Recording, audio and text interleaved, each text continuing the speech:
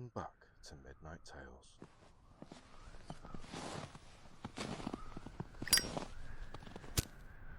Get comfortable and listen closely. Tonight we travel far north, beyond the last lamplit road, beyond the final clustered homes, into a cold, formidable land where mountains stand like ancient watchers. Iceland is a land born of myth and silence, steeped in legend and folklore, where snow-laced paths fade into the wind, voices are lost to the cold, and the endless darkness lingers, long enough for stories to deepen and grow teeth. During Yule, when the sun barely lifted itself above the horizon, families gathered close to firelight and spoke of a family who lived far from the farms and villages, way up high in the mountains where trolls reside, where no door was ever knocked upon, where no footsteps followed you home. A family older than the cold itself. At their head were two parents, not rulers, but ancient forces.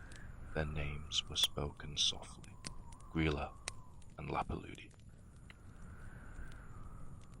Grilla is as old as the mountain she inhabits. Her home is said to be a vast cave, its walls slick with ice, and the ceilings lost to the darkness.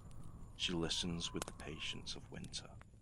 In ancient tellings, Grilla wandered the countryside during Yule, searching for signs of disobedience. But beneath the fear, there was meaning. Grilla was hunger given shape. She reminded families that winter took no excuses, and that carelessness could cost lives. To survive, one had to listen and prepare, to behave wisely when resources were few. To Grilla, her sons were not mischievous. They were sent out as gatherers, each one with a task, each learning a different way to endure the season. Their father was named Lapaludi. Where Grilla moved, Lapaludi remained. He is large, so large that some stories say he blends into the mountains. He does not hunt. He does not speak. He watches the storms roll in and waits for them to pass. Lapaludi represents endurance, the truth that some winters can only be survived by staying put, hunkered down, and lasting through them. There is another presence tied to this family, the Yule cat. He prowls silently through snowdrifts, his eyes reflecting firelight. In old homes, new clothes were given at Yule as a reward for hard work. Those without warm garments were said to be noticed by the dog. He was a warning wrapped in fur. He represented what people need to do to survive such hard winters. Work hard, prepare well, protect one another at all costs. Together, Grilla and Lapaludi raised 13 sons, not with comfort, but with lessons. When Yule arrived, they were sent down from the mountains, one by one, not to terrorize, but to observe and gather, to learn from humans how survival truly worked. They arrived 13 nights before Christmas, one by one, with each night brought a new son. Each son with a habit shaped by hardship in such tough environments. In these stories, each habit represented a reason for noises in the night, and parents would explain to their children. Let us follow the lads and see what they get up to. The eldest Yule lad is sheep-coat Clod, stiff in his movements, slowed by age and cold. He wanders towards the sheep pens, hoping to steal warm milk in the quiet night. Sheep are cautious creatures. Sensing danger, they scatter into the darkness, leaving him alone with his hunger. From this, he learns his lesson, that some things cannot be taken by force, and that caution must come before desire. The second Yule lad is Gullygog, a quiet watcher who keeps to gullies and ravines, where sound fades into snow. From below he studies the farms, the opening of doors, the soft dimming of firelight. He waits unmoving until the moment feels right, then slips inside to take what he needs. Gollygog learns that winter rewards patience, and that those who wait long enough are often the ones on the scene. Stubby was never strong, nor tall enough to reach what others could, so he learned to be clever. He slips quietly into kitchens, searching for what has been left behind.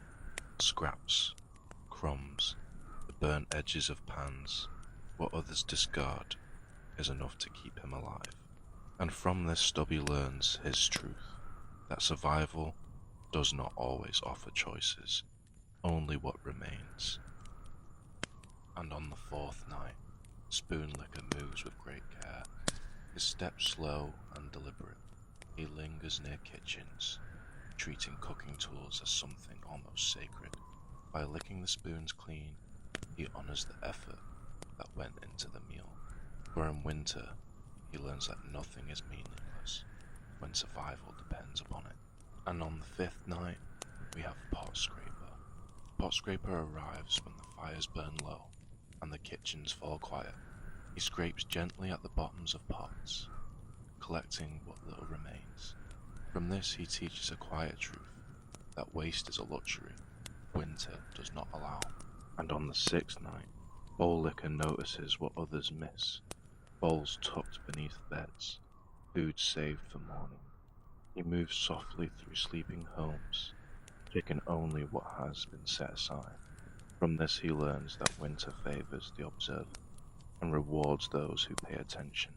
On the seventh night, Door Slammer delights in noise, slamming doors in the dark hours of night, but winter changes even sound. Snow dulls his echoes, and the world absorbs what he tries to stir. From this he learns a quieter truth, that in the deep of winter, silence can be stronger than noise. And on the eighth night, Skyer Gobbler eats eagerly, too eagerly for his own good. He takes more than he needs, and he feels the weight of it soon after. From this he learns that fullness can become a burden, and that even in winter, balance matters, learning restraint. And on the ninth night before Christmas, Sausage Swiper waits above the hearth fires, watching the sausages sway in the rising heat. He does not rush, he waits until the moment comes. From this he learns a simple truth, that patience in winter often brings its own rewards. Window Peeper lingers outside warm homes on the 10th night, watching the glow from afar. He does not enter, he only observes. From this he learns that some comforts are meant to be seen, not taken, and that distance can sometimes protect the heart. On the 11th night before Christmas, Doorway Sniffer trusts scent over sight, following the smell of bread through the dark. Long before paths were marked or maps were drawn, instinct guided the way. From this he learns that winter favors those who trust what cannot be seen, but can still be felt. And on the 12th night before Christmas, Meat Hook never crosses the threshold, reaching only with his hook from afar. He takes what hangs within reach and no more. From this he teaches a final lesson, that boundaries matter, and that lines exist for a reason. And now we have the final Yule, Candlestealer, the youngest of the 13. He watches the flames fade, drawn to light while it still remains, but light does not last. Yule passes. The nights grow long once more, and though the season ends, winter remains. When the 13 nights come to an end, their sons return to the mountains from where they came. Grilla listens for them, and Lapaludi waits in silence. The Yule Cat slips back into the shadows, and the world grows quiet again. These stories were never meant to frighten.